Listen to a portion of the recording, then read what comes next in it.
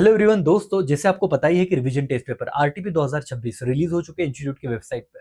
अब हम लोग धीरे धीरे करके एक एक चैप्टर वाइज आगे बढ़ेंगे। लॉ में आज हम चैप्टर 7 के दो जो सवाल आरटीपी 2026 में थे उसे डिस्कस करेंगे।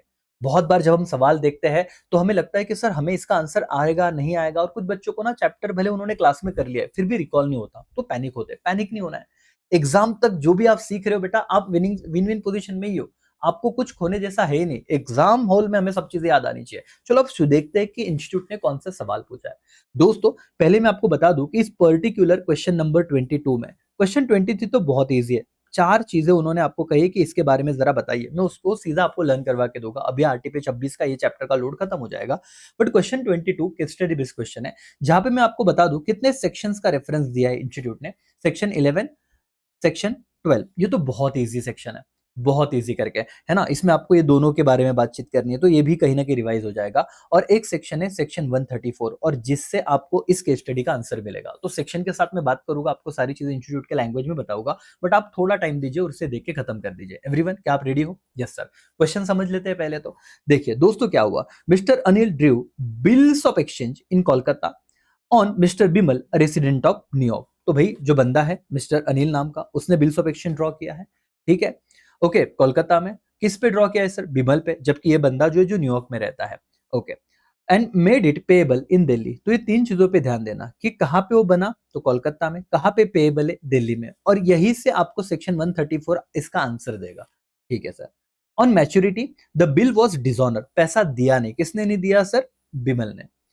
Anil sue Bimal in India claiming interest rate of 18% applicable. जो भारतीय कानून के हिसाब से जो ड्यू पैसा था, जो आउटस्टैंडिंग था, अनिल चाहता है कि 18% तुम मुझे इस पे ब्याज दे दो कोलकाता में करके। Bimal contended that his liability was govern by the New York law where the rate of interest was only 6%।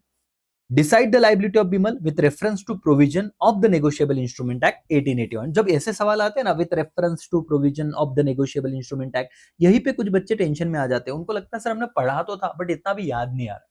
चलो मैं आपको आपकी हेल्प कर देता हूँ अभी यहाँ पे। सिंपल सी बात है, पहले कहानी समझी तुम्हें। जिस व्यक्ति ने बिल ड्रॉ किया है अनिल, वो चाहता है कि भारत में जो कायदा है उसके हिसाब से उसे जो आउटस्टैंडिंग अमाउंट है उस पर 18% ब्याज मिलना चाहिए। जबकि बिमल का कहना है कि भाई मैं तो न्यूयॉर्क में रहता हूँ और जहां पे मैं रहता हूँ मैं उसका कायदा वो कायदा फॉलो करूंगा, और हमारे यहाँ का रूल कायदा तो कहता है कि 6% ब्याज देना चाहिए।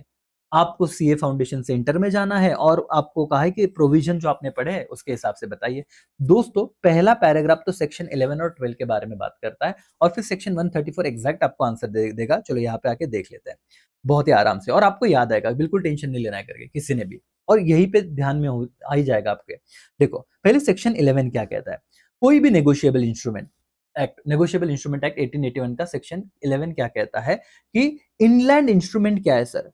कोई भी नेगोशिएबल इंस्ट्रूमेंट, वेदर वो प्रोमिसरी नोट हो, वेदर वो बिल्स ऑफ एक्सचेंज हो या चेक हो, ये तो तीनों पता ही आपको, तो ये लर्न करने की जरूरत नहीं था। सेक्शन 11 ऑफ द क्या negotiable instrument act 1881 define inland instrument. किसे कहते हैं सर इनलैंड इंस्ट्रूमेंट? कि कोई भी promissory note, bills of exchange, cheque अगर ड्रॉ हुआ है या मेड इन इंडिया है, जैसे कोलकाता में हुआ था, एंड इधर पेएबल इन इंडिया। जैसे पेएबल कहां पे, जरा ध्यान से आप क्वेश्चन में देखोगे तो पेएबल कहां पे था? दिल्ली में था। ठीक है सर, तो इनलैंड इंस्ट्रूमेंट उसे कहता है।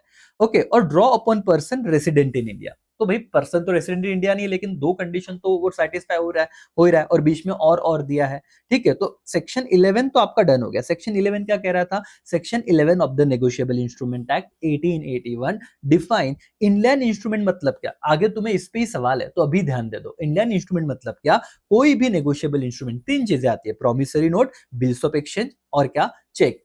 ड्रॉ और मेड इन इंडिया, एंड इधर पेएबल इन इंडिया, और draw upon person resident in India, इसके बीच में और था। तो पेएबल इन इंडिया तो ही, उसे इनलैंड बिल कहा जाता है। अच्छा, फिर फॉरेन बिल क्या होता है सर? सेक्शन 12 कहता है provides that any instrument which is not an inland instrument is deemed to be foreign instrument. और यही आपका आंसर है सर, फॉरेन इंस्ट्रूमेंट जो नीचे दिया गया है। दूसरा क्वेश्चन नंबर आपका क्या है? ये 23 का इतना ही लिखना है। अब मैं आपको उस पर आऊंगा, बट सर इस क्वेश्चन को फ्रेम करते वक्त उन्होंने पहले आंसर कैसे लिखना चालू किया है? तो सेक्शन 11 इनलैंड बिल की बात की, सेक्शन 12 फॉरेन बिल की बात की। जो इनलैंड इंस्ट्रूमेंट नहीं है उसे हम फॉरेन बिल कहेंगे करके। ठीक है सर, फॉरेन इंस्ट्रूमेंट कहेंगे करके। अब ये तो हो गया बेस, ये तो हो गया बेस। मेन आंसर तुम्हारा आएगा यहाँ पे सेक्शन 134।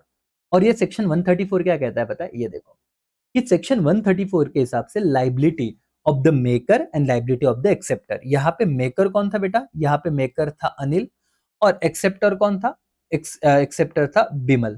ठीक है, अब एक्स मेकर का लाइबिलिटी क्या है, लाइबिलिटी मतलब पैसा देना। अब मुझे बताओ इस केस में लाइबिलिटी किस पे थी, जिसने बिल डिसऑनर किया। बिल किसने डिसऑनर किया, बिल तो बिमल ने डिसऑनर किया। तो लाइबिलिटी मतलब क्या, जिसको देना पड़ेगा। अब यहाँ पे तो डिसऑनर करेगा उस पे ही जिम्मेदारी होगी। तो आपको सेक्शन 134 दोनों एंगल से दिया हुआ है, लाइबिलिटी दोनों की, कि मेकर ने कुछ फॉल्ट किया तो क्या और एक्सेप्टर ने कुछ फॉल्ट किया तो क्या। अब एक्सेप्टर बिमल है तो उन्होंने क्या कहा कि एज पर सेक्शन 134 कोई भी promissory note, bills of exchange या चेक, जो भी place where the instrument is payable, जहां पे तुम्हारा इंस्ट्रूमेंट पेएबल है वहां का इंटरेस्ट रेट, वहां का कायदा, वहां का लॉ तुम्हें फॉलो करना है। और यहाँ पे तो पेएबल दिल्ली में था और वहां का कायदा क्या कहता है, 18%। तो मुझे बताओ जो बिमल कह रहा है कि वो 6% न्यूयॉर्क का रेट लेगा, क्या वो एप्लीकेबल होगा? Answer is no. बस इतना प्रोविजन तुम्हें पता होना चाहिए था, इतना प्रोविजन तुम्हें पता होना चाहिए था। ठीक है, और इसके हिसाब से देखा जाए मेकर के हिसाब से तो जहां पे इंस्ट्रूमेंट बना था। अब इसी को ना इंस्टीट्यूट के लैंग्वेज में देखते हैं क्या कहता है सेक्शन 134। सेक्शन 134 कहता है, section 134 of the act, negotiable instrument act 1881, that in the absence of contrary contract. अब ये ना बहुत बार बच्चों को लैंग्वेज में दिक्कत आ जाती है बेटा। उनका कहना है कि अगर आपने कोई स्पेसिफिक कॉन्ट्रैक्ट नहीं बनाया हुआ है ना, कि जब बिल हो रहा था तभी आपने लिख के नहीं रखा है कि भाई इसके देश का कायदा लगेगा, उसके देश का कुछ नहीं लिखा है, एब्सेंस है, मतलब कोई कुछ नहीं बोला था, जनरली बिल ड्रॉ हो गया था।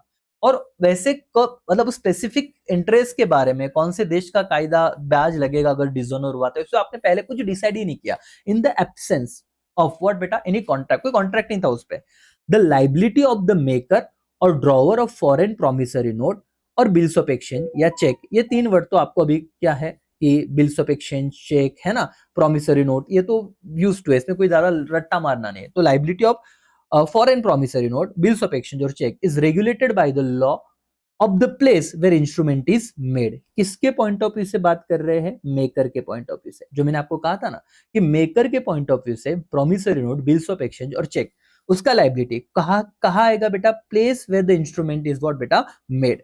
Where is the liability of acceptor, that is or endorser, is determined by the law of the place where the instrument is payable। और हम लोगों को एक्सेप्टर के एंगल से देखना था, एक्सेप्टर के एंगल से देखना था, और एक्सेप्टर कौन था, बिमल। तो इसे आप लिख सकते हो प्रोविजन, इसे आप क्या लिख सकते हो, प्रोविजन। अपने हिसाब से आपने इतना भी कंटेंट लिखा ना इस लैंग्वेज में तो भी चल जाएगा, बहुत बार वैसे ही लिखना जरूरी नहीं है। अब यहाँ पे फैक्ट ऑफ द केस क्या है, अब fact of the case point wise लिख सकते हो कि इस इधर क्या हुआ था, the bill was drawn by Anil in Kolkata on Bimal that is resident of New York and was made payable in Delhi. तो पेएबल इंपॉर्टेंट है कि कहां पे देना था पैसा, दिल्ली में देना था। On dishonour Anil claim that interest rate 18% as per the law prevailing in India, while Bimal claim that the liability should be limited to 6% under the New York law. तो ये क्या होता है भाई, ये तो फैक्ट ऑफ द केस होता है कि आपको क्या समझा कि केस में क्या दिया हुआ है, यही दिया है। तो ये तो रट्टा नहीं मारना, ये तो हम एज इट इज लिख देंगे कि ऐसा ऐसा हुआ, अनिल का ये कहना है, बिमल का ये कहना है।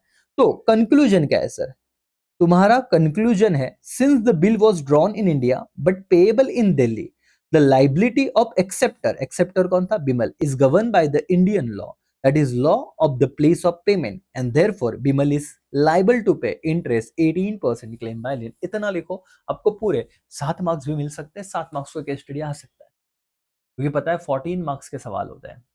दोस्तों ये रहा पहला सवाल आरटीपी का, और हम जाएंगे आगे की तरफ जहां पे दिया है define the following instrument under the negotiable instrument act 1881। लेकिन आपको बहुत ज्यादा अभी स्ट्रेस लेना नहीं, एक साथ सारी चीजें करने जाओगे तो दिक्कत होगी, धीरे धीरे करके खाओ ना। तो नेगोशिएबल इंस्ट्रूमेंट जो आरटीपी 2026 था उसमें आपको डन हो गया, जैसे क्वेश्चन आया आपको एक बार वो सेक्शन रिवाइज हो गया, section 11 inline instrument, section 12 foreign instrument, और सेक्शन 134 जिसमें ये कहा था कि लाइबिलिटी कहाँ पे है ना, मेकर के हिसाब से और एक्सेप्टर के हिसाब से। वो चार्ट तो आपको ध्यान में रहा होगा। दोस्तों अब ये बहुत ही सिंपल सिंपल सिंपल सी बात है। आपको अगर कोई भी ऐसे 4 डायरेक्ट सवाल ऐसे आ सकता है, तो सवाल कैसे आएंगे सर, ये आपको आरटीपी में दिए हुए हैं, define the following term under the negotiable instrument act 1881। तो मुझे बताओ ये तो आपने अभी किया है, तो 2 तो खत्म हो गया। चलो सर आते हैं यहाँ पे देखते हैं, ये तो अभी हुआ ना। फॉरेन इंस्ट्रूमेंट बताओ, सेक्शन का यूज नहीं किया तो भी चलता था। A foreign instrument is one which is not an inland instrument। वाह सर क्या बात है, ये तो सबसे ईज़ी था सर, इसमें क्या ही रट्टा मारना है। फॉरेन इंस्ट्रूमेंट मतलब ऐसा इंस्ट्रूमेंट जो इनलाइन इंस्ट्रूमेंट नहीं है, सेक्शन लिखना है तो लिख सकते हो, नहीं लिखना कोई दिक्कत नहीं है सर, इंस्टीट्यूट ने दिया भी नहीं है। What is inline instrument? Promissory note, 3 चीजें बोलो, promissory note, bills of exchange और चेक। पहला लाइन तो खत्म हो गया। Promissory notes, bills of exchange और चेक ड्रॉ और made in India and made payable in or draw upon any person resident in India shall be deemed to be an inland instrument। ठीक है, उसे क्या कहा जाएगा? इनलैंड इंस्ट्रूमेंट कहा जाएगा करके। पहली क्या बातें थी? वो तो ड्रॉ होना चाहिए और मेड इन इंडिया होना चाहिए, और पेएबल इन और draw upon any person resident in India, उसे कहेंगे इनलैंड इंस्ट्रूमेंट। ओके, अब मुझे बताओ बेरर इंस्ट्रूमेंट और ऑर्डर इंस्ट्रूमेंट क्या है? बेरर इंस्ट्रूमेंट तो एकदम सिंपल है, ऐसा इंस्ट्रूमेंट जहां पे नेम ऑफ द पेई, पेई मतलब जिसको पैसा देना होता है, ये तो तुम्हें पता है।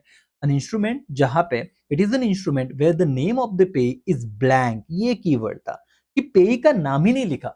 बेरर चेक हम क्या कहते हैं, नाम ही नहीं लिखा भाई बंदे का। ऐसा इंस्ट्रूमेंट जहां पे पेई का नाम ब्लैंक है, वेयर द नेम ऑफ पेई is specify with the word और बेरर। एक तो ब्लैंक है, नहीं तो आपने क्लियरली लिखा है किसी का नाम, स्पेसिफिक नेम ऑफ द पेई specified with the word bearer, जैसे अमोल कासार और बेरर, ऐसे वर्ड लिखा है, स्पेसिफिक वर्ड लिखा है और बेरर। और where the last endorsement is blank, endorsement ने पीछे साइन करके कुछ लिखा ही नहीं, ब्लैंक है। Such instrument can be negotiated by mere delivery, सिर्फ डिलीवरी से ही ये इंस्ट्रूमेंट क्या हो जाते हैं, नेगोशिएट हो जाते हैं। एक बार रिवीजन में हमने देखा रहेगा तो, और इस पे एज इट इज रट्टा नहीं मारना रहेगा, जितना आपको ध्यान में है उतना आप आराम से लिख सकते हो। This is bearer instrument, blank word याद रखो, या स्पेसिफिक वर्ड है और बेरर है ना, इंडोर्स किया है, ब्लैंक ब्लैंक रखे, ठीक है। सो यस, ऑर्डर इंस्ट्रूमेंट क्या है sir? Instrument which is payable to a person और पेएबल टू पर्सन, ये वापस रिपीट हुआ है, और हिज ऑर्डर, और payable to order of person, और where the last endorsement is full. अब बॉर्डर मतलब यहाँ पे स्पेसिफिक व्यक्ति का नाम लिखा है, और यहाँ पे आपने लिखा था ना कि लास्ट इंडोर्समेंट इज ब्लैंक, ये वर्ड लिखिए, लास्ट इंडोर्समेंट इज फुल। ये कुछ कीवर्ड है, आप ध्यान में रखिए बेटा। लास्ट इंडोर्समेंट इज फुल, यहाँ पे ब्लैंक था सारा सब कुछ, और बेरर वर्ड था, यहाँ पे स्पेसिफिक पार्टी का नाम है कि किसको जाना है, किसके ऑर्डर पे पैसा देना है। Such instrument can be negotiated by endorsement and delivery, और ये कीवर्ड है। देखो यहाँ पे कीवर्ड क्या है, ये लास्ट लाइन, ये जो इंस्ट्रूमेंट है वो नेगोशिएट कैसे होगा? Only only by delivery. ये तो हमने जब पढ़ा था तो तुम्हें समझाया था, ओनली बाय डिलीवरी। और यहाँ पे दो वर्ड रहेगा, यहाँ पे इंडोर्समेंट प्लस क्या होगा, डिलीवरी। ये कैसे नेगोशिएट होगा? Such instrument negotiated by endorsement and delivery. बस ये दो लास्ट का लाइन भी आपको इंपॉर्टेंट था, तो मैं आपको बता दूं बेरर इंस्ट्रूमेंट में, बेरर इंस्ट्रूमेंट में क्या कीवर्ड थे कि वो ब्लैंक होता है। पेई का नाम क्या होता है बेटा? ब्लैंक, ध्यान में रखो। ओके, या तो payee specified with the word और बेरर, और तुम जो इंडोर्समेंट कर रहे हो क्या रहेगा? Last endorse, where the last endorsement is blank, ये तीन वर्ड। ये होने के बाद सबसे इंपॉर्टेंट था, इसको नेगोशिएट कैसे करेंगे बेरर इंस्ट्रूमेंट को? ओनली डिलीवरी, ठीक है। ऑर्डर इंस्ट्रूमेंट में क्या रहेगा? वो पेएबल होगा टू अ पर्सन और हिज ऑर्डर, और payable to order of person, और where the last endorsement is full. Last endorsement क्या बोला? फुल, रादर देन ब्लैंक, यहाँ पे वर्ड क्या आ गया? फुल। किसी पार्टी का नाम है, और उसे हम लोग कैसे नेगोशिएट करेंगे? ऑर्डर इंस्ट्रूमेंट को नेगोशिएट होगा endorsement and delivery, endorsement plus क्या? डिलीवरी। बाकी इनलाइन इंस्ट्रूमेंट तुम्हें आ रहा, फॉरेन इंस्ट्रूमेंट आ गया, और मेन इस केस स्टडी का आंसर आ गया, जहां पे कितने सेक्शन थे? सेक्शन 11 12 तो इनलाइन और फॉरेन इंस्ट्रूमेंट की बात की, 134 एग्जैक्ट ये वाली बात की कि लाइबिलिटी क्या होगी, और जो भी एक्सेप्टर है वो किस, मतलब प्रोमिसरी नोट हो, बिल्स ऑफ एक्सचेंज जो चेक हो, कि place where the instrument is payable. यहाँ पे दिल्ली में पेएबल था इसलिए 18% एप्लीकेबल है, इतना भी आपने वर्ड में लिखा तो भी काम हो जाएगा। दोस्तों देखो, अभी हमने रिवर्स में शुरू किया है, दो सवाल हमारे हो गए, 22 23 कंपनीज के कुछ सवाल करेंगे। धीरे धीरे करके शुरुआत करो, चीजों को, लोड को कम करते जाओ, है ना। बहुत ज्यादा बर्डन बना के मत चलो कि बाद में करेंगे, ये लास्ट 1 मंथ में करेंगे। भाई देख लेना एक बार, लास्ट 1 मंथ में पता है कि पहले क्या था, ऑब्जर्वेशन करना है। नहीं तो क्या रहेगा ना, ऐसे रहता है मन में कि ये रह गया सवाल। और तुमको मैं हमेशा कहता हूँ, हमें मॉड्यूल इतना सा है, वहां से ही पढ़ो। ये क्वेश्चन आए तो बस अब वहां पे मॉड्यूल में जाके सेक्शन को अंडरलाइन कर देना। तुम एक ही चीज 10 बार पढ़ो, तुम्हें एज इट इज वो होता है ना कि पिक्टोरियल फॉर्म में वो आएगा कि यहाँ पे इस पेज पे यहाँ पे लिखा हुआ है। अलग अलग नोट्स नहीं रेफर करने के, सारा मॉड्यूल का ही बात है। ठीक है, एवरीवन क्लियर? तो चलो, नेगोशिएबल इंस्ट्रूमेंट आरटीपी 2026 हमारा डन हो गया। दोस्तों यहीं पे रुकते, बाय, टेक केयर, जय हिंद, जय भारत।